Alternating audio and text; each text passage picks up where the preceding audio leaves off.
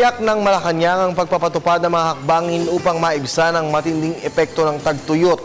Ayon po kay Presidential Communications Secretary Sani Coloma, patuloy ang pagbibigay ng ayuda ng Department of Agriculture sa mga apektadong magsasaka.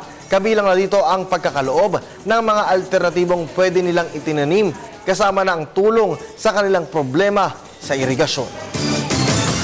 At patuloy po ang pagtutok ng Department of Agriculture at mga ahensyang ito sa sitwasyon ng tagtuyot na napansin sa iba't ibang lalawigan at ang focus ng kanilang mga ginagawa ang mga magsasaka magbigay ng mga punla para sa mga ibang alternatibong pwede nila itanim doon naman sa mga lugar na mayroong may tutulong na patubig o irrigation sources ay nagde-deploy din ng tulong ang ating Department of Agriculture at iba pang mga ahensya.